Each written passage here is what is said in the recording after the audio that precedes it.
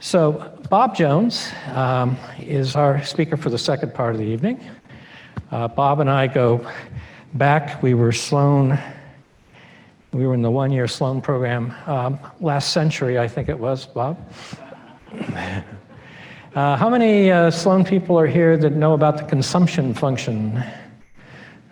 Ping did. That was something that Bob organized, and maybe he'll tell us something about it. Bob, when he's not telling you about ventures, is also a wild guitarist. There he is. And with his Blues Dogs group, you had a gig Friday night, I think, wasn't it? Yeah. And Saturday, so, he's like, well, you know what musicians are like. He's also an author. Before I talk about that, Bob and I have done a number of ventures together over the years, so I know him quite well. He's an author. He's just come up with a new book called The Startup. Yeah. Maybe he could have done a better, shorter title. It's a very good book to read, and I recommend it to you. It's gotten some good reviews. So Bob, while maybe you want to start talking about your book while I put up your, or continue while I get you set up. How's that? Tommy, did you switch this on? You did. Thank you. Well, good evening, and congratulations for signing up to one of the 10 best courses in the country in entrepreneurship, as vouched for by Inc. magazine and Forbes. I have a presentation that's all worked up, but I'll do a better job for you guys if you'll help me with 2 data points. The first is, how many of you are actually thinking about doing something after you graduate in the world of entrepreneurship? Okay, you need medication. And to make matters worse, how many of you are doing something in the entrepreneurship world now?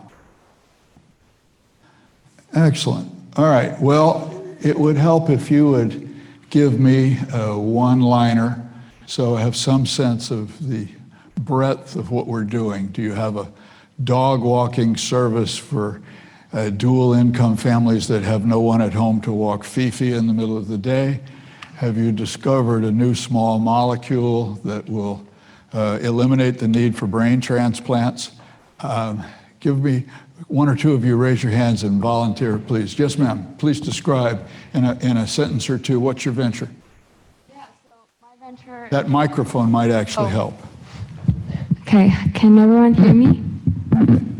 Yeah, so my venture help manufacturing companies save money by providing augmented and virtual reality training program for their workers to train their workers. Okay, so we're using technology to train workers and save money for the parent company. Okay, excellent. Thank you. Somebody else? Yes. My venture helps U.S. growth entrepreneurs find tech talent from India's premier tech institutions. Well, I missed part of that. Full-time entrepreneurs do what? It helps U.S. student entrepreneurs find tech talent from India. Okay. Good. So we got a little bit of diversity amongst these. One more. Somebody else? You guys are all daunted by the excitement of the challenges of these people. Yes? I'm into sourcing and distribution of industrial waste to be used as intermediate.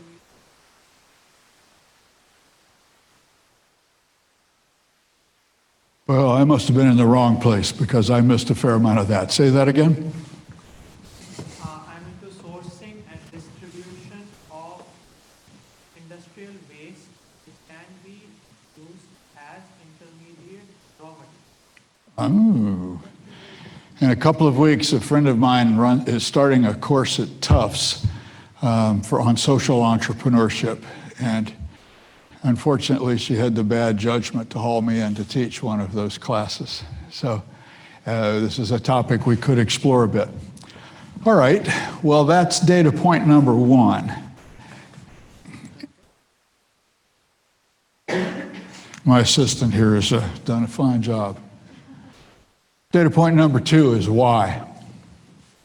Why are you interested in entrepreneurship? Have you been deceived into thinking it's an easy life? Go ahead. Yeah. Hard, because You definitely need medication. not the hardest thing actually I've experienced, so. All right, so you are motivated by the challenge. In the back, yes, speak up, please. For a couple of reasons. I think that in corporations, they don't really like a lot of movement or entrepreneurship, but they also don't.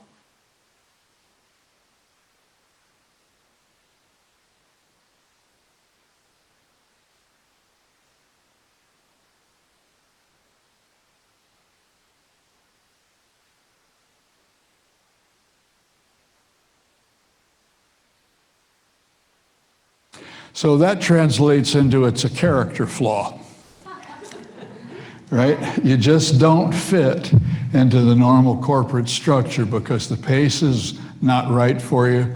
The value they put on innovation isn't right for you. The penalty for failure is dramatically larger than the reward for success if you're innovative. So far, so good? Yes? Yeah. Yes, sir. Loud, please.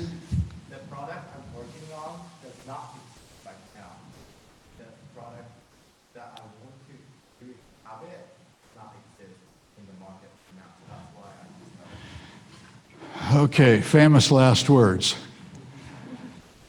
I have a story about that. I'm being a little bit facetious. I congratulate you. That's Payne, yes, ma'am. Restating, summarizing points and questions for our at-home. I might do what? Do you mind restating questions and summarizing points for our at-home? I will, As you get them. as we get them further on. So, as Joe mentioned, I have a book that I wrote, and it got published this fall. It's called the Startup Starter Kit, How to Avoid Failing in the Crucial First 2 Years. And part of why I did that was because I kept bumping into smart, passionate, motivated, talented, hardworking entrepreneurs who failed. And if you look at the statistics, something like 90% of new ventures fail. And I said, well, why is that? And I looked behind the statistics, and I interviewed 5 of my fellow entrepreneurs. I'll tell you a little bit about me in a moment, but Trevor said, I became an entrepreneur the first time, that's a clue, when I was 26. I was on the front page of the newspaper.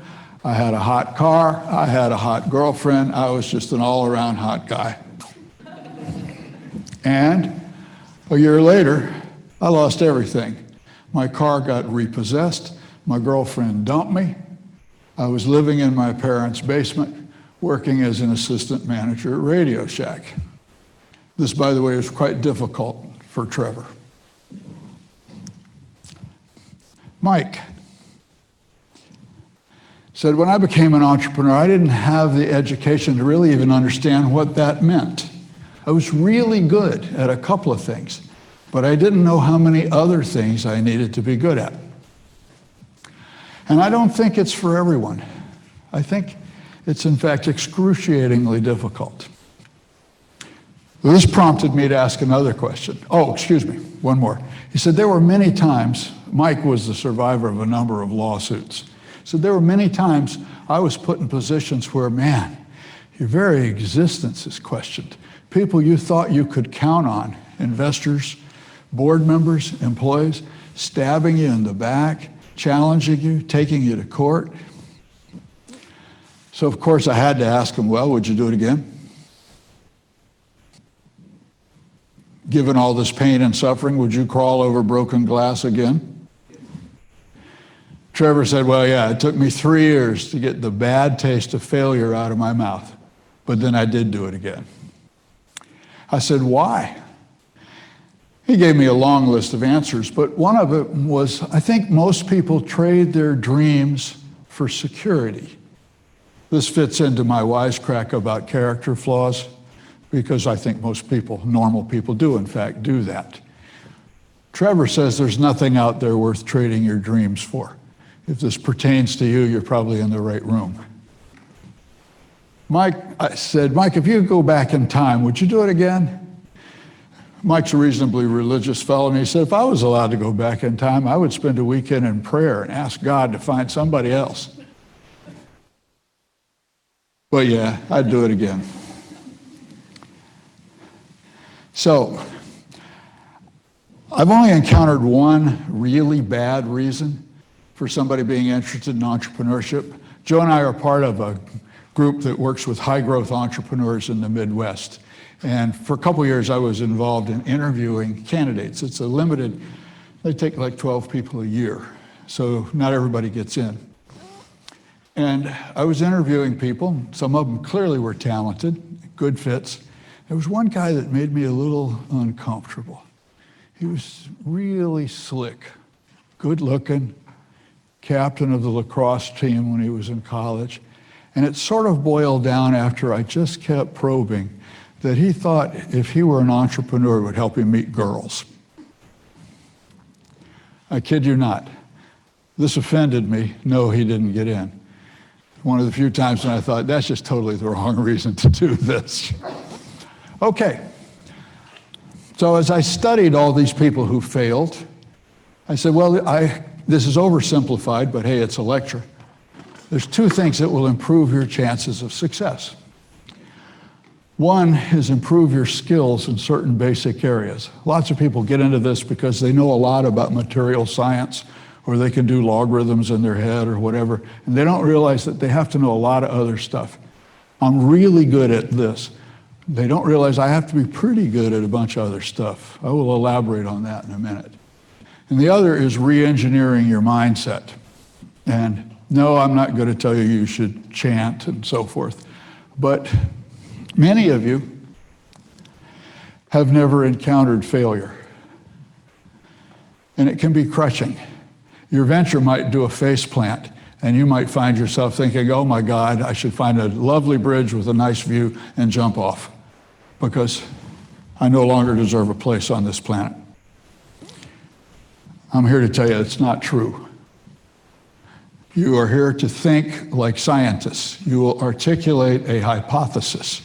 I think somebody will pay me $29.95 for this bottle of water.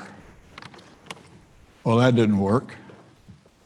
So I better try a different hypothesis. All I did was demonstrate that my hypothesis failed, not that I am a failure. Right? So there's a change. Failure becomes a learning event, not a fatal event. So far, so good? Basic skills you should have. Who's your customer? How will you make money? How can you handle organizational people issues? What do you know about the law? Should you be an S Corp, an LLC? What should you be? I've bumped into many very talented people who could not sell you a cold beer on a hot day. This is a shortfall. So what do you know about selling and making presentations? When it comes time to talk to a big corporate partner and you start doing negotiating, the person you're sitting opposite has had 2 courses in the past year on negotiating. And they look at you and think, time for the Russian strategy. So you need to know a bit about that. You need to understand a little bit about finances so you can understand the difference between a P&L and a cash flow statement, and which kind of stories they each tell. And of course, all of you think about this. You may not know anything about it. You might raising capital. Interestingly, I have just outlined the curriculum for these 6 nights. So, don't bail out after tonight. There's more to go. Okay, our agenda for the substantive part of my talk was the introduction. We just finished that. I'm going to try and provide you with some tips on the focus of tonight's talk, which is finding your customer and succeeding with your business. I'm going to tell you stories of 2 product launches I was involved with. I will ask you, what lessons might you have learned from my talk? And lessons that God knows I hope I've learned. There'll be plenty of time for questions, and then we'll wrap it up. Okay? A little word or two on my background. I wrote this book. I have started and run 4 healthcare startups. I was the CEO of a company that's publicly traded on the Hong Kong Exchange. It was a turnaround. Long story, but it was a dreadful mess. And there are all sorts of organizational issues that surface when a company loses money for 23 consecutive years and the employees get raises and promotions. How do you spell dysfunctional? Right, so I fired about 75 people in that job. Had nothing to do with innovation. I've had a couple normal jobs at normal companies. I went to a couple of schools, and as Joe pointed out, I am a working musician. And I also spent a fair amount of time volunteering, often as a musician, in homeless shelters. And I'm a motorcyclist and et cetera, but that's okay. So during the last recession, when lots of companies failed, the Wall Street Journal did an in-depth analysis of which ones succeeded, and they discovered that they fell into 2 buckets. There were those who became cost leaders. They were quite aggressive about cutting their costs. That's not you.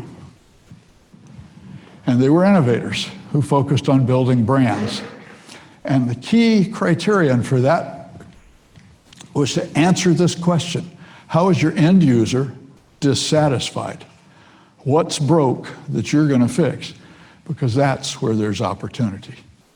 And it does not have to be high tech. If you're in a town where there's 50 kids who want a bicycle and there's no bicycle shop, that's an unmet need, all right? And that's where there's opportunity. So at this Institute of Technology, it's tempting to think that if you can't talk about heuristics and so forth, you don't have an opportunity. It's not true. All right, I'm going to make a couple of assertions. One is your business might survive, but it won't prosper until you know some basics. What am I really selling? Is it security? Is it vanity? Is it good looks? Is it long life? Is it comfort? And who wants that? Not who needs it. Who wants it? Who wants it badly enough that they will shower you with money and tell all their friends? Excuse me. How do I find them? Some of the questions you should ask and be able to answer regarding your venture, and they seem obvious, but they're not. Let me rephrase that. They are obvious, but they're often neglected. So, what's broke that you fix? Who cares? That's not a rhetorical question. Who actually cares? If you have a dog walking service and you're calling on people who don't have dogs, well, oops, right? So, how are they trying to solve the problem now? And will they spend money on your solutions? How do you find them? How do you let them know about what you're doing? How are they solving the problem now? Because if they're not spending money to solve the problem, try another idea. And why will they think that my solution is compellingly better than what else is out there? I was the MC for 3 snapshot pitches at this morning's meeting of Venture Mentoring Service, and 2 of the 3 presenters started right into their technology. The third one stood up and said, there's a bunch of people who have this problem. Here are the consequences of them having this problem. I have a solution to the problem. I'm going to explain to you the technology behind the solution and how I have gone to market with it. I thought, oh. If I were an investor, I know exactly which one of those 3 I'd go to first. Okay? And who's going to pay me? One of the entrepreneurs I interviewed for the book worked for an entire year on something, made a grand total for the year, $500, because she had not figured out that answer. Sidebar, what about raising capital? Well, most investors know that most of the people they give money to are going to fail, and they're going to lose the money that they invested. So you might be charming and lovable, kind to animals, but you're likely to fail. So their primary goal in interviewing you is to figure out, do you have a chance of succeeding? And they know that there's only one requirement that's flatly non-negotiable, and that's customers. You don't have to be smart, you don't have to have money, you don't have to be good looking. If you have customers, people will think you're smart, you will make money, and if you make enough money, they will think you're good looking. Sorry, I lived in Los Angeles for a while. So, do you have any customers? Do you even know you need to have them? And how are you going to get them? And how much is each one worth? How many do you need? How long will it take you to get them? Just a really simple example of this, I was talking about a year ago in Kansas City with a woman who had opened a boutique fitness center for a particular niche market of the women that she knew thoroughly and coldly, and they were by and large neglected in the traditional studios. They just did not want to stand up there and do their exercises next to Karen in her Lululemon outfit, and she had a pretty good business. I said, how much is your customer worth? She said, I don't know. So how much do they pay you per visit? $15. How often do they come? Twice a week. Okay, $30 a week, 50 weeks out of the year, your customer's worth $1,500. Round numbers. And if you multiply that by how many customers you've got, she said, oh my God, I got to raise my prices. Instant insight. I said, well, maybe not. You've built loyalty with this group, and they're coming twice a week. Could you offer hairstyling? Could you offer nutrition counseling? Because if they came 3 times a week, that's a 50% increase in your revenue. Right? She simply had not thought through this part of the equation. So you'd like to assess, how do you stand on the axis of, is it important and is it unique? Because obviously the sweet spot is yes to both. So a couple of examples. I think we can probably argue that air is important. We'd probably also argue it's not really unique. And I don't want any of you to burst into tears with this next example, but many people would argue that MIT decals are unique, but not really all that important. So, can you build a business selling air? Yes? No? Say that again? If you have customers on the moon, you, of course you have to find them, you have to get it there, yes. That's actually the start of a pretty good answer. Yes? You're getting warm. Yes? Okay. Yeah, if you've got chronic obstructive pulmonary disorder or whatever, you'll probably pay for air. Were you going to offer a comment? Okay. Do we have any scuba divers in the room? Yeah, I did my checkout dive off Catalina Island, California, down about 100 feet, swimming through the kelp beds, sort of an otherworldly experience. And I looked at the little gizmo on my wrist and thought, uh-oh. I would have paid a lot for air. And if I told you that we had a business where you could spend about 39 cents on the parts and sell it for $5 or $10, you'd say, what a great business. Who's the customer? Well, obviously it's proud parents. Right? So, okay, I'm being a little bit facetious, but the point is figure out who will find your offering to be better and unique. Figure out how to find them, tell them what you got, take their money. Because you are here, presumably, to learn a little bit about how to convert your innovation into a sustainable business. Okay, here's the story. And I have to get a little bit into the weeds. Those of you in the healthcare arena will find this easy. At the time, I was in California, running the clinical nutrition division of a medical company that was out there. The company was $200 million when I joined. It had been bought by an entrepreneur who took it private, leveraged buyout, fired the senior management team, brought in a bunch of theoretically energetic new managers, gave everybody some stock. Said, I want to kick the revenues up 50% in 3 years. The company had been at 200 million for 12 straight years, sleepy business, right? I want to kick them up 50% in 3 years, go public. And then you can buy a boat, you can buy a new house, and all this stock turns into something that's got some value. By the way, boy, does that eliminate arguments in corporate meetings. I was running the nutrition division, which was a very profitable division. We would sell IV fluids to hospitals, and we'd make a liter of amino acid compounds for $3 and sell it for 70.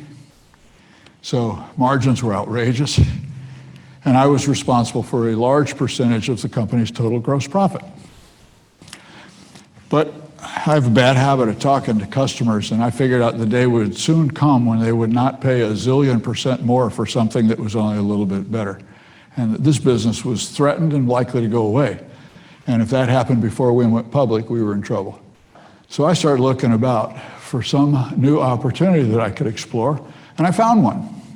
Potentially reposition the company.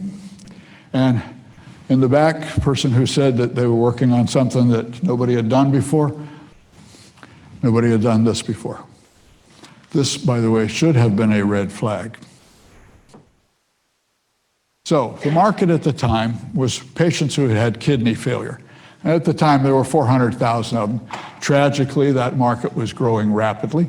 But it was easy to locate them because they went for dialysis treatments 3 times a week in one of the 2,300 centers in the country that were listed in a federal brochure. So I knew where they were going to be, Monday, Wednesday, and Friday.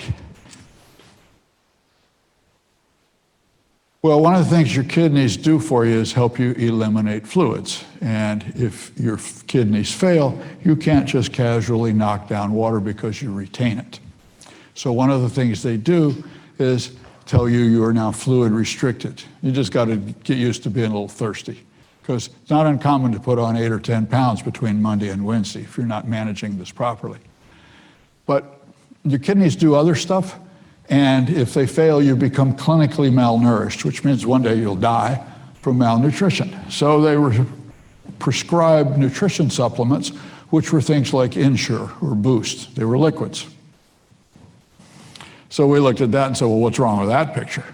We're giving fluids to people who are fluid restricted. Maybe we can fix that. So we created what amounted to a nutrition bar for patients who had kidney failure. So it was high in the stuff they should have and low in the stuff they shouldn't have. And we called it Regain. And being ethical, we asked ourselves the clinical question, well, does it work?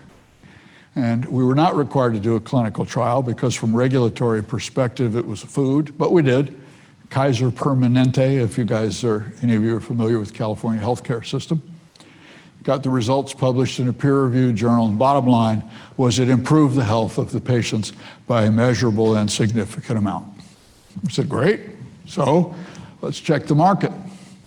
Well, if you're on dialysis, you see 2 clinicians. You see a doctor who talks about your dialysis regimen, and you see a dietitian who talks about what you're allowed to eat and what you can't eat. And this market is full of opinion leaders. There's sort of the biblical model, you have God, the apostles, etc. And we knew them, so we asked them, would you recommend this?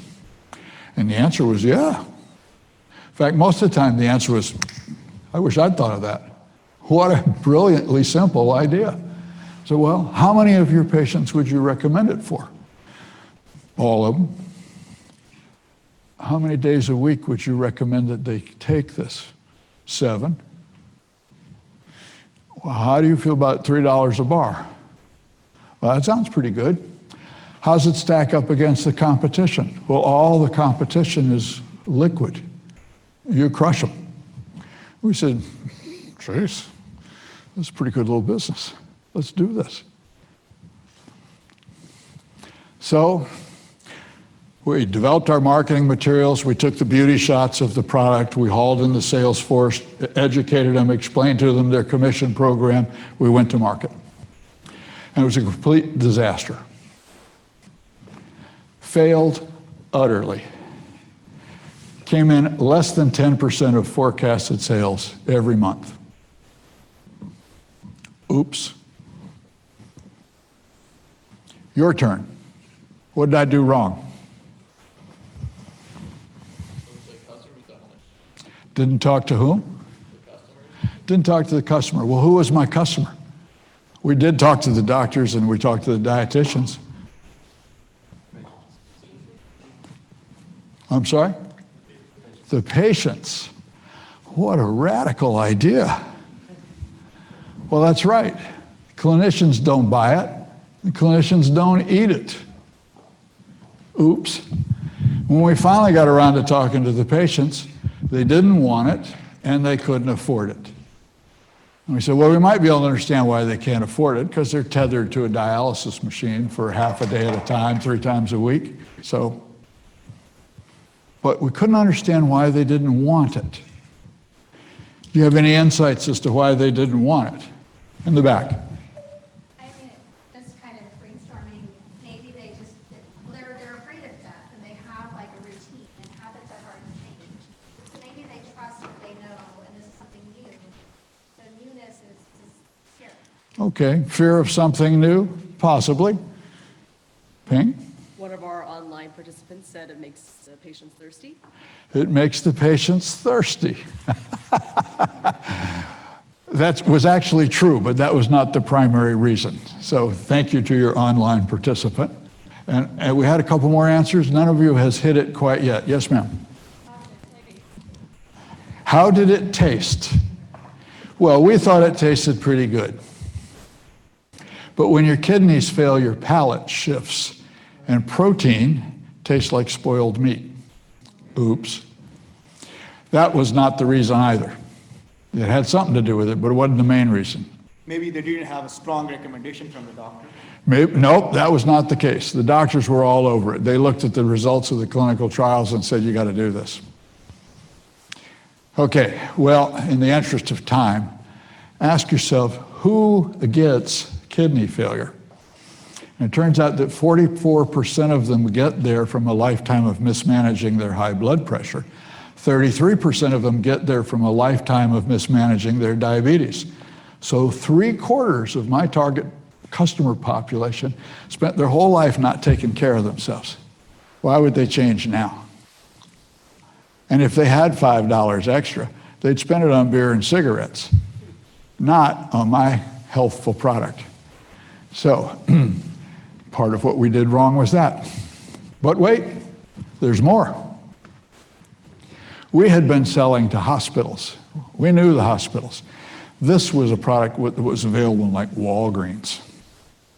And they wouldn't carry it. And I couldn't understand that.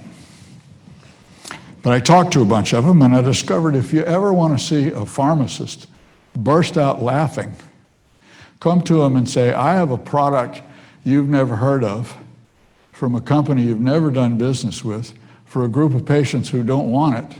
And I'd like to have you carry the product, please. One day, one of them finally felt sorry enough for me. He pulled me aside and he said, Bob, what we have is a series of shelf space, linear feet of shelf space. And to a considerable extent, what we do is make money off of that shelf space. So if I take a foot of shelf space that carries Crest toothpaste, I have algorithms that'll tell me pretty accurately how much money I'm going to make on that foot of shelf space in the average month. Now, if I shove that off and put your product in that linear foot of shelf space, I can't think of any reason why I should lose money. So get out your checkbook and write me a check. This is called slotting fees. You might call it extortion. But the fees are onerous. CVS, last time I looked, charges $1 million a quarter, plus 6% of your top line revenues, plus you have to fill the entire pipeline of all of their stores with 2 SKUs, stock keeping units, of your product for free. And if it sells and they choose to reorder it, they'll pay you for the reorder eventually. So What did I do wrong? Well, everything. So, we were on track to show Wall Street that we were a good candidate for a public offering. We needed to look good. And of course, if we had the IPO, everybody that I worked with had a handful of stock that was going to be worth real money. And my shortfall was putting the IPO at risk, which made me not altogether popular. And we had these monthly management meetings of the senior team. We'd all gather about a round table, and each person would talk about how their business was doing. They'd say, well, Bob, you were forecast to sell $400,000 this past month. How'd you do? And I'd say, 30. I'm sorry, I didn't hear that, Bob. What was that? 30,000. Well, I mean, it was, to say the least, embarrassing. It was like a slow motion train wreck, because each month I'd say, well, we haven't done this before. It's a good idea. It's solid endorsement from the clinical community. It'll get moving. It just takes a little longer than we thought. But it went on for an entire year. Suffice to say, ruined a year of my life. So, we did some things. We learned about inside sales. We said, well, if 75% of these people didn't take care of themselves, 25% of them did. Let's go after them. And we managed to get Medicaid reimbursement. You guys probably know this. Medicare is a federal program, takes care of you if you're old. Medicaid is run by the states, takes care of you if you're broke. So what do you think are the chances that Illinois and Indiana have the same Medicaid requirements? So getting it reimbursed in 40 consecutive states was about as much fun as 40 consecutive root canals. But we did it. We felt really bad, and we found somebody to buy the business. Yes?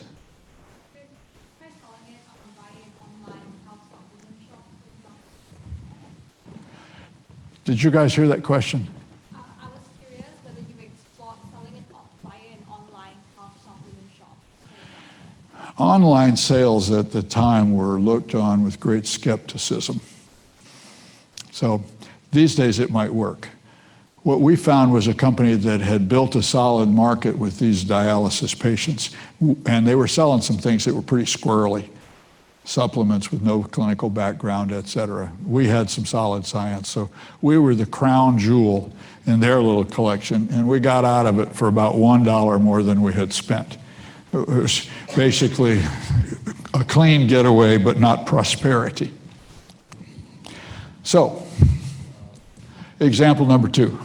Yes? How long was the rollout process? We probably spent 3 months. We had the formulation in place. The clinical trial took 6 months. Took 3 more months to get it published. We were on a kind of accelerated schedule. And then after that, it was fast and furious. Bring the sales force in, take the pictures, put the commission plan together. It's fabulous. Get out there and do it. So let me move on, okay? Yes. All right. Thank you. I was curious, couldn't get it to be possible, how long any company buy? And wouldn't it look at your Well, we essentially said, we think you guys can do a better job of this than we did, because you already have access to exactly the patient population that we need to find. And you already have an online way of reaching those patients. They had the infrastructure in place that we didn't have. And of course, we did a little bit of, about how much we sold the future. We sold the potential. And for them, it worked out well. Okay, fast forward, just to show you that entrepreneurship is a lasting mental disorder. I did 2 more of these, did a little better, got the attention of a group of docs at Harvard Med School, and I moved to Boston. We launched a new company. It's a long and sort of funny story, because The first time they asked, I said, no, absolutely not. I don't want to start a company with a bunch of doctors. There's nobody worse. And the smart doctors are the worst because they know a lot about something, they think they know a lot about everything. So let's go to San Antonio for this conference. Bring your jeans, I'll buy you a tequila and a taco, but I'm not starting a business with you. 6 months later, they called and said, we've raised some seed capital, contingent on finding a CEO.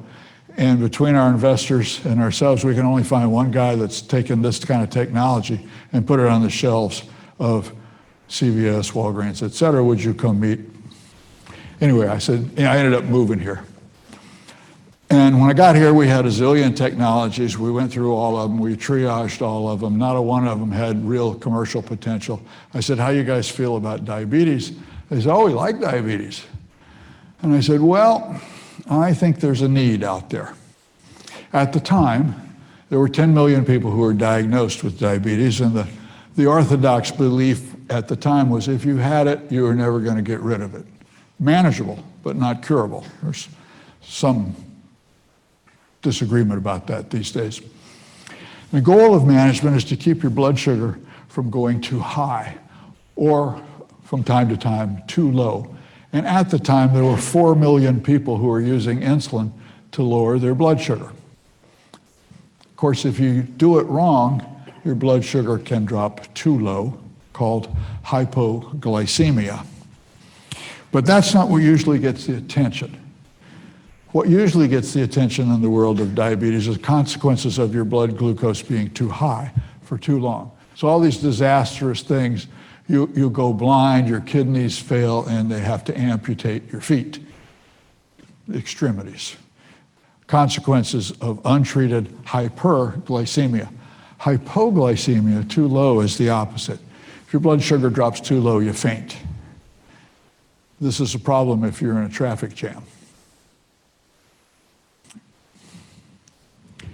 But the real issue occurred at night, because the way people managed this at the time, typically, was 3 small meals a day, 3 small snacks a day, regular small injections of insulin, restrict the bandwidth to reasonable levels. That system falls apart at night because nobody's going to wake themselves up a couple times a night to eat something and inject.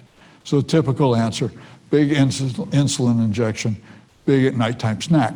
Doesn't work because what's in the nighttime snack all turns to glucose at the same time. So the spike is higher, but the duration is no longer. And the translation is that the danger zone is at about 2 in the morning at the time. This technology has improved since then. But at about 2 in the morning, the food would run out, the insulin would still be working, and you would be at risk of transitioning from being asleep to being in a coma. So constant anxiety, particularly if the person with diabetes is your 8-year-old child. And you have to argue with them about a nighttime snack. And you have to come in sometimes in the middle of the night and worry that your sleeping daughter is actually not sleeping. She's slipped into a coma. And you don't need the EMTs to come to your house more than once to have it be a memorable experience. And when we finally started talking to these patients, we had focus groups. Who knows what a focus group is? What's a focus group? You're just a wealth of information tonight. Speak loudly so we can share in your wisdom. Sure, so it's a bunch of people you bring together to test out an idea and see how it plays out and kind of also see the interactions. Typically, you have a table, you have a moderator. Behind the moderator is a one-way glass. Looks like a mirror to the people in the room. You sit back there and eat pretzels and drink colas until you're about to die, and you listen to the conversation. Usually you get a moderator because most business types are not particularly good at talking and listening at the same time. But in one of these things, at about the 45-minute point, I had a temper tantrum and came around behind the glass and said, you've been listening to this for a while, you understand the product, et cetera. Tell me what your greatest fear is. And the answer was that I'm afraid I will die in my sleep. I don't sleep in a bed anymore. I sleep in that recliner in my living room because I'm afraid if I get too comfortable, I won't wake up. I thought, that's gripping. So So we went into the market with something that we called Night Bite. And I was working very hard to put the word diabetes on the label. I was arm wrestling with the FDA about this. Finally, a couple of my customers pulled me aside and said, Bob, if you put the word diabetes on this label, I won't buy the product. Why? That seems so counterintuitive. I was working so hard with the regulators to do something that I thought would clearly demonstrate who this was for. And they told me, nope, if you do it, I won't buy it. Most of the patients are in denial, don't want to accept their disease. Close. They don't want people to know that they have diabetes. That's the right answer. They said, Bob, I don't think of myself as a diabetic. I am a banker. I am a lawyer. I am a marketing expert. You get migraines, I have diabetes, nobody's business. And what I want to do is to be able, if the meeting is going long and I need this supplement, I want to be able to pull it out and not have everybody in the room know, oh, I have diabetes. It's not their business. I said, well, what should it look like? And they said, make it look like, something that a marathon runner would eat or an elite athlete. And I said, okay, well, how you feel about the nutritional management of hypoglycemia? They said, love it. And believe it or not, we sold some to some marathon runners, quite to our surprise. So we had a formulation, we got a patent on it. The ingredients are essentially the same as in a birthday cake. But if you list these ingredients and say the word diabetes, you're violating my patent. How about that? So interesting, different conversation. We gave it a taste, we gave it a non-medical name. This one actually tasted good as validated by our patient population. Tasted a lot like a brownie, and it looked like an energy bar rather than like medicine. This time around, not only did we talk to the clinicians, we thought our market was kids who had type 1 diabetes, used to be called juvenile diabetes. So we talked to the parents. We went to the elementary schools for the monthly meetings and sat in those little bitty chairs. You sit there and you feel ridiculous sitting in a chair that's about this high. Sitting in those meetings, listening to parents talk about what it's like dealing with a kid who's got diabetes. Can they play soccer? Will they run out of gas while they're out there and faint on the field? And, they would rather eat worms than be embarrassed. And, all that stuff. We spent a lot of time learning about our customer population. We started back into the focus groups, and we asked a question that anybody in this room who's thinking about pricing might find useful. Actually, it was two questions. We said, where would you expect to buy this? And what would you expect to pay for it? Those are called open-ended questions, by the way. Who knows what an open-ended question is? All right, you guys, you do need help. Closed-ended questions have a yes or no answer. Did you like it? No. Oops. Now what? Open-ended question allows expansion. We said, where would you expect to buy it? What would you expect to pay for it? Write your answers on that sheet of paper. Pass it to the front of the room, because I don't want him influencing you by talking. We collected all the stuff, and it fell into two piles.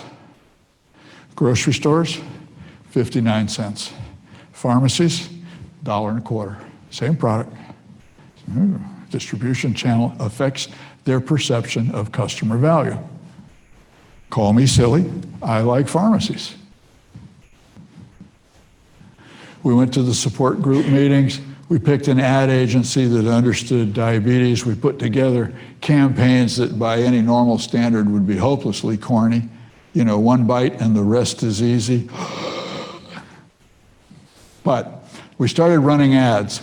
At the time, they all read certain magazines. And we put a little violator across the corner. For a free sample, call 1-800-NIGHT-BITE. We got a lot of calls. When we started getting 100 calls a day, we said, well, we need more phones.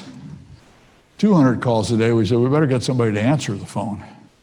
We were at 238 Main Street at the time, and Kendall Square has more geniuses per square foot than most places.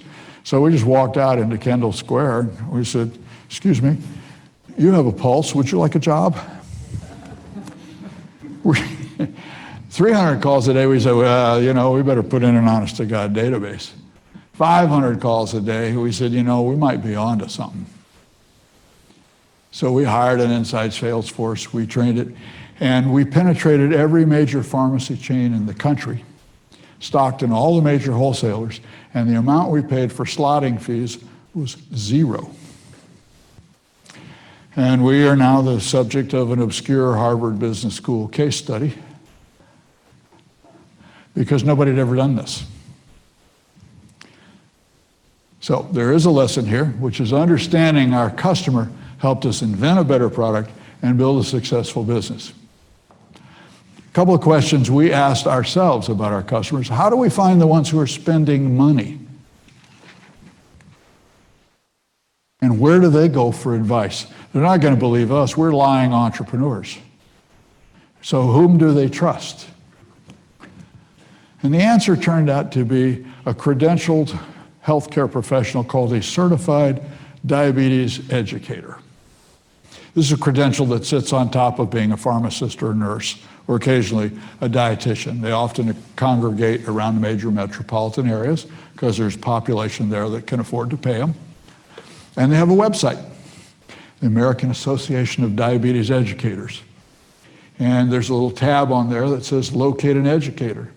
So you type in 02142 and up pops, as a zip code, up pops all the diabetes educators in that arena with contact data. We said, well, we're having a radical idea. Why don't we talk to them?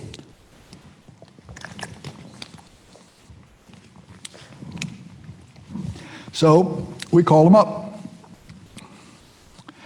And I'll tell you the end of the story first, which is when we got done with all this, we had about 3,000 highly trained sales reps working for us for free, which is kind of cool.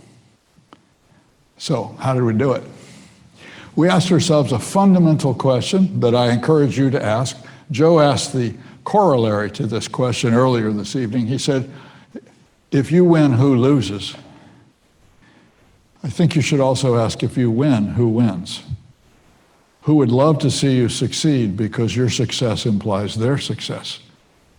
I can give you a bunch of examples of this, and will if time allows. Well, 12,000 of these 15,000 people were members of the AADE. It turns out they frequently have meetings. Most of them have a meeting on Saturday once a month, and they haul in all their patients. And they talk about new developments, how are you doing, et cetera. So we said, well, what's the one thing that drives you crazy? Anybody want to guess the answer?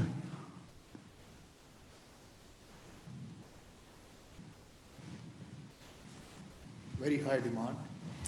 No. We said, maybe I didn't ask the question correctly. We asked them, what is your greatest professional frustration? Non-compliance. Ooh, what does that mean? Ping says non-compliance. That's a fancy term. What's it mean? Patients not listening. Means I tell them what to do and they won't do it. Anybody here have children? Okay, I rest my case. That was the correct answer.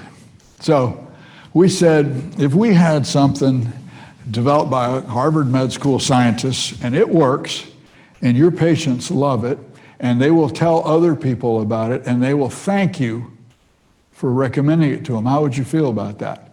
The usual answer was, oh my God, I'd shout it from the rooftops.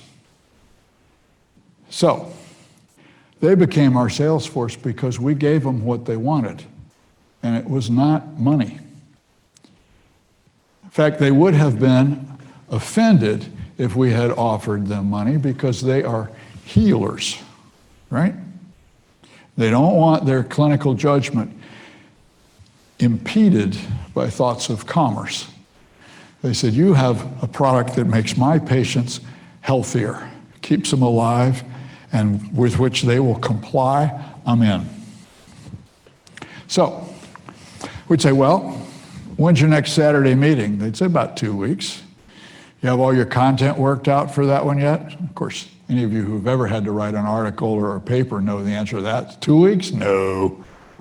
Right? So we'd say, well, if we send you some of our stuff in the clinical background and you like it, might you tell your people about it? So absolutely. I mean, I'd have clinical questions and et cetera, et cetera. And we'd say, well, we can tell you with confidence that there'll be a couple of questions they will ask you. They will count on you for the clinical blessing. But then they will ask you, what's it taste like? Answer, like a brownie. Second question will be, how much does it cost? $1 a bar. The third question will be, where do I get it? We need your help with that one. There's probably a pharmacy somewhere that you send your patients to or recommend to them. They say, oh yeah, we send them to Ping's pharmacy. Say, well, might we call Ping and tell them that on Saturday in 2 weeks, you're going to have a session, you're going to send a bunch of patients to her pharmacy for a product that she doesn't have, and make sure that we don't disappoint your patients. And they said, we can do better than that. Call Ping up and tell that rascal to get in here because I send her a lot of business. She can stand up and tell the group themselves, come see me, I need the money. So, suddenly, we weren't calling on the pharmacists, the diabetes educators were sending them to the pharmacy. Pharmacists would agree to take the product. Nobody said a word about slotting fees. Right? Why? What was it I was sending them instead of money? Oh, come on, guys. Patience. Right? I was sending them patience. People who have diabetes turn out to be valuable customers because you go in and buy toothpaste and a greeting card. A patient with diabetes goes in and buys blood glucose monitors, glucose strips, insulin. They're worth a lot. So if we said, well, we've got 25 people with diabetes who want our product and they want to know where they can go to get it, you have their attention. So the flow chart at the time was our sales force would call the diabetes educators. They would talk to the patients. Patients would buy from us at the time. And we'd make a little bit of money. But we said, we're never going to get to heaven that way, particularly since we were shipping the product. I didn't care. I wanted to know how often do they buy it, how much repeat business do we get, who are they, I want to be able to talk to them, et cetera. But we said, we got to do better than that. We had to figure out how do we get to the retailers. Retailers were remarkably hard-nosed about all this, given my shelf space and slotting fee example. We said, maybe if the diabetes educators called, and then the patients called, and then we called, the retailers would carry our product, and we'd be bigger and more successful. So what's noteworthy about this is we've just redefined our customer, right? Our customer definition has evolved. So off we went. We got all these calls. We followed up. We would say things like, you got our product? Yes. Oh, yes. Oh, here's an important little lesson. We'd say, what did you think of it? Why did we not say, did you like it?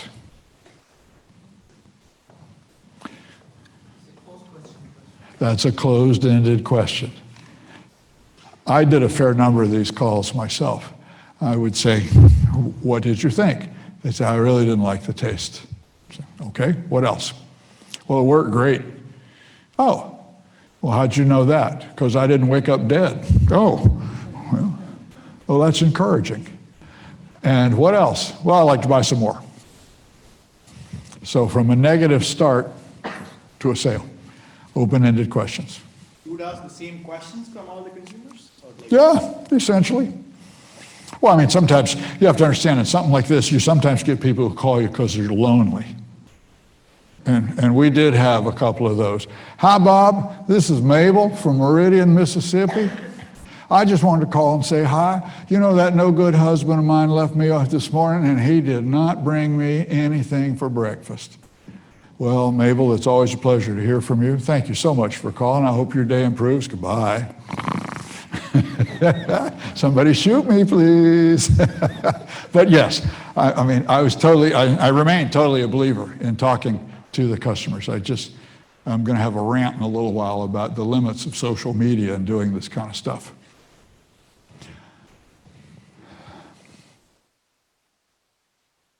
I'm going to skip this. There was another layer. Who knows what an SKU is in retail channels? Okay. Stock keeping unit. So if you walk in and you see shampoo and you see conditioner and you see toothpaste, all different SKUs. Most CVS pharmacies have somewhere in the neighborhood of 7,000 SKUs. They do not want 7,000 invoices each month. So they employ something called a wholesaler who comes in with these gigantic Tupperware bins in the middle of the night, and they have all of those products in the Tupperware bins. They put them on the shelves, send CVS one invoice. Okay?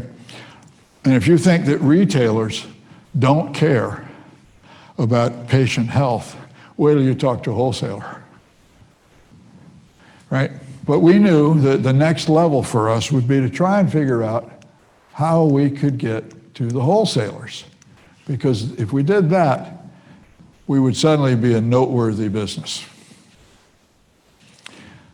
So we had a couple of meetings to say, we don't know any of these people. How are we going to do this?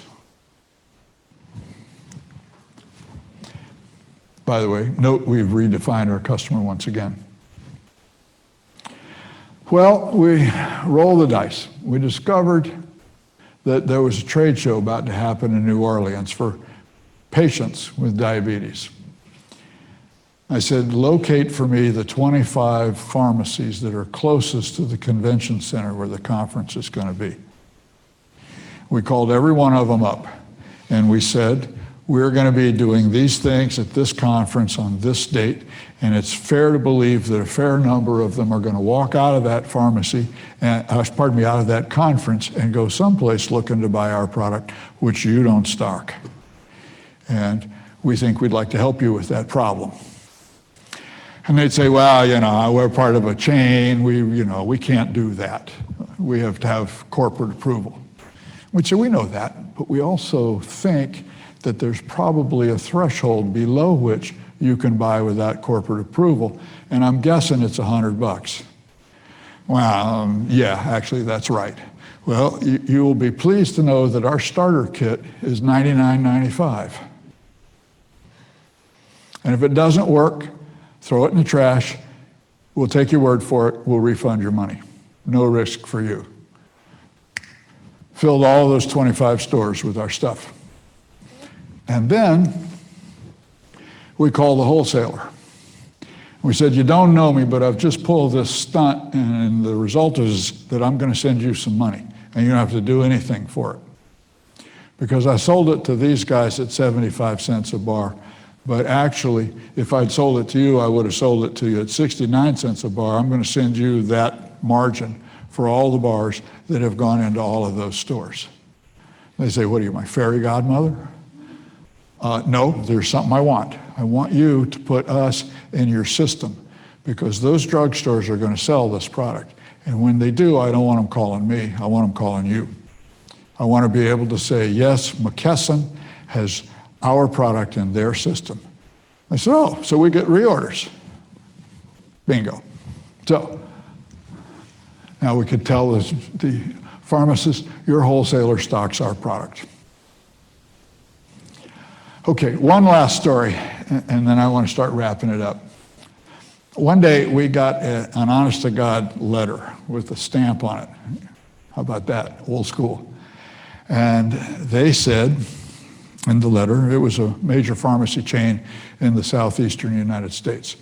We're having our annual meeting to develop our planograms. This is a long shot. Does anybody in the room have the foggiest idea what a planogram is? Okay. When you walk into a CVS, you'll note that it looks a lot like every other CVS. The toothpaste is all aggregated together, and there's certain items that are eye level, and then the ones that they don't really care much about are down here at the bottom, and so forth, right? If you ever have the good fortune to go to Arkansas and go to Walmart's headquarters, They have huge buildings full of these planograms. They're very detailed oriented. Right? They put together these things. And at the time, since Amazon was just sort of a fledgling idea, you had to be on the planogram. They sent us a note saying, if you want to be on our planogram for the coming year, you have to come to a 15-minute meeting with the god of planograms in Clearwater, Florida. And we said, oh, this is a little funky. So we called some people and said, who would we be meeting with? You'll be meeting with Jeff. Okay, what is Jeff evaluated on? Jeff is evaluated on how many dollars of slotting fees he can extort from the people he sees. He's got one 15-minute meeting after another all week long. It's a job you don't want. I said, well, we don't have any money, and we're not going to give him any money, but let's do it anyway. So we went down there and sat in the lobby of this major chain, and honest to God, you would have thought you were at Cirque du Soleil. There were people sitting in the aisles with these big end-cap displays and promising, I'll pick up your dry cleaning, I'll walk your dog, whatever, just put us on the planogram. And there were two of us just sitting there with a briefcase. And when our 15 minutes came, we said, Jeff, this isn't going to be like your other calls, because we're a startup, and we don't have any money, and we're not going to give you a nickel. But we'd like to use 5 minutes to tell you who we are, 5 minutes to tell you about our product, and 5 minutes to tell you why you want us, even though we're not going to give you any money. And Jeff sort of stretched out and said, well, it's your 15 minutes, sport. Knock yourself out. So for the first 5 minutes, we said, we're so fabulous. For the next 5 minutes, we said, our product's so fabulous. For the last 5 minutes, we started pulling pages out of the briefcase. So these are the names and addresses of the people who are buying from us now in the regions where you have stores. There's 10,000 of them. We're tired of being in the shipping business. I want to get out of it. They have one question that they're asking me, which is, which retail pharmacy can I go to buy your product? Jeff, how would you like me to answer their question? One of the things you learn in negotiating courses sometimes is that the next person who speaks loses. So we had the discipline to sit there for a solid minute, silence. If you don't think that's a long time, hold your breath. At the end of the minute, he said, okay, you're in. So, big dinner for us that night. So, because we had customers. Okay, so the results. Sales grew like crazy. The reorder statistics turned out they were buying it 320 times a year. It's astonishing. Got a lot of publicity, got a number of offers to buy the company, eventually sold a $2 billion pharmaceutical firm. So, rather a happier ending than the Regain story when I was suicidal for a year. Okay, so I've learned a bunch of lessons from these experiences, and I'm still in the entrepreneurship game. So help me summarize the lessons, and what should I have learned from these experiences? I wouldn't be so bold as to suggest that you should learn from these experiences, but what should I have learned from these experiences that will help me as I build my next sales model? This is where I stand here and look at you until you start answering questions. The better you understand your customer, the better you understand your business with open-ended questions. I'm going to repeat that because it's too good to pass up. The better you understand your customer, the better you understand your business. Ask open-ended questions. That was a twofer. Okay, not bad. Yes, sir. The better you understand your product, the better the more likely new customers will emerge.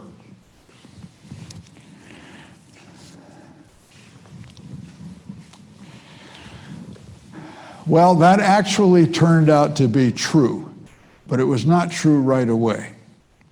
What happened was, as we got out and started peddling our product, marketing our product,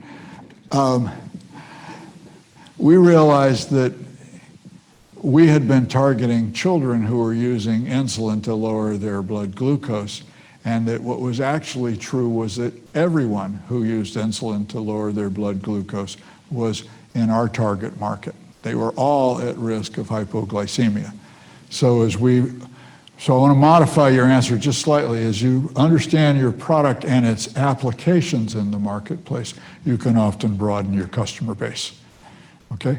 Again, in the back, my goodness, you got to stop taking those vitamins. I'm no longer anemic, that's probably why, but who owns a customer? So if you own the customer, they're coming to you for the product, and somebody. Well, that's actually a real insight. If you own the customer, yes, well, I'm about to, thank you. If you own the customer, then to a considerable extent, when the day comes to sell your business, what you do is not sell your product, you sell a group of customers who are using your product.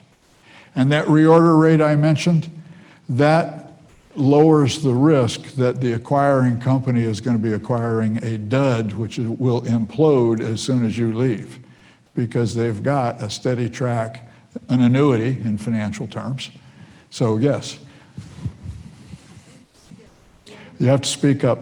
I was going to say one of the things that I saw from the progression from California over to the next market was that you got a very fine and deeper understanding of the customer base, and even understanding like the slotting and understanding how things would go through the distribution chain. I think that's what I noticed is like you had the general idea and then it got more distilled and refined as you came into this market the second time around. Let me summarize what she just said, which was, Bob, you got your butt kicked. And it appears you may actually have learned something from it, which was make sure you have validated that somebody besides you thinks this is a good idea before you go into the market. And because of that, we developed a far more refined, the cliche is customer intimacy, but yes. So, what are they really buying? Products which are for everyone are not for anyone. You have to position it for someone. So even if you're selling air, it's air for scuba divers, or it's air in those little bubbles that you use to pack your furniture, right, and which you can't resist popping once you're holding.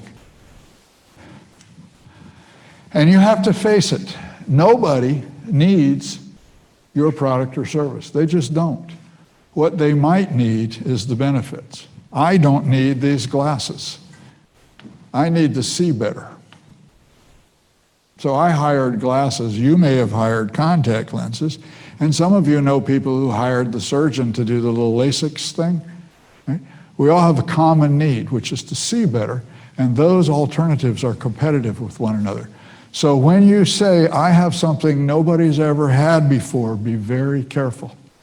Does it address an unmet need better than the alternatives? Otherwise, you are merely entertaining yourself with a very expensive hobby. Okay, if there were one slide that I hope you remember from this little sermon, it's the one coming up. Who knows what market segmentation is? No, you can't answer this. I'm tired. Somebody else has to do it. Yes, sir. So market segmentation is basically understanding the different discrepancies between the market, their age, their geography. Well, discrepancies is not the right word, but it's a way of slicing up your marketplace with certain attributes. What are the most common attributes that people look for? Income. Sorry? Age, gender, income. Age, income. right? So what happens is if you're sitting in a meeting at Kellogg's or Procter & Gamble, they say, well, we want women shoppers between the ages of 25 and 45 with an average household income of $80,000 a year or more, because women are the shoppers, and right? And so those are traditional ways of segmenting the market. We don't want the old ladies.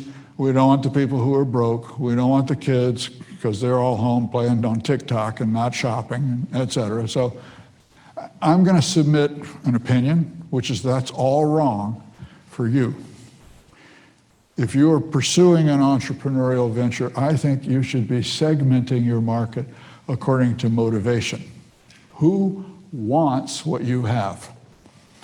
At one point in my checkered past, I was in the weight loss business, and there were women out there who were a size 4 who did not need our weight loss product, but they thought they should be a size 2, and they were our customers, right? So it's not who needs it, it's who wants it.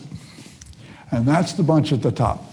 So let's say that we have invented something which prevents you having a second heart attack. So if you had your first heart attack yesterday, if you didn't survive, you're not my customer. If you did, that was a joke.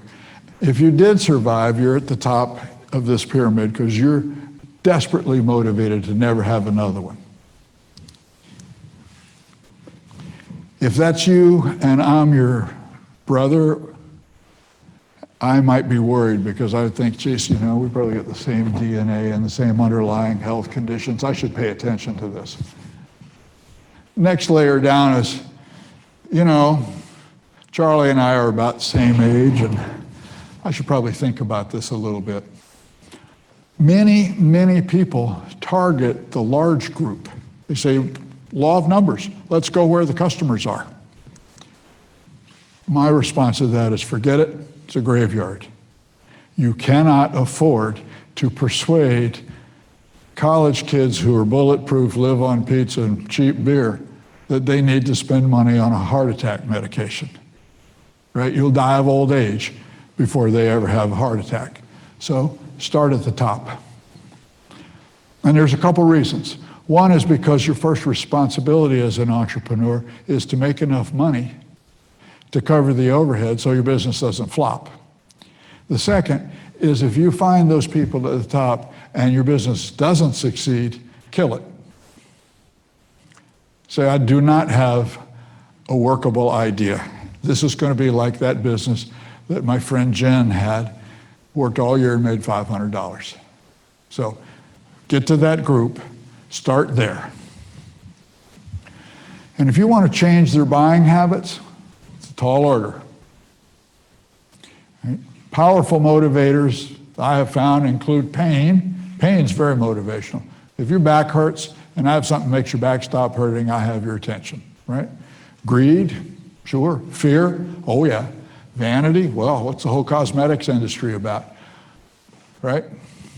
So, what's a tough sell is virtue.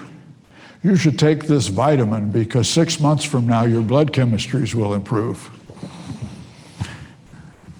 All right? So, with Regain, I was selling virtue. With Nightbite, I was selling you won't wake up dead.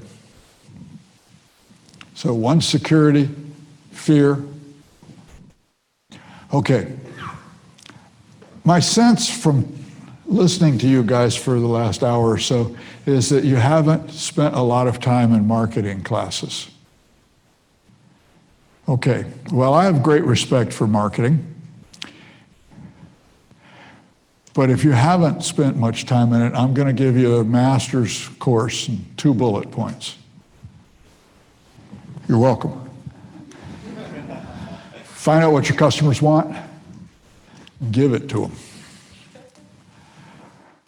There's a million sophisticated analyses that you can employ to figure out, do you have that? But if you get so tangled up in the weeds that you overlook this, you're lost.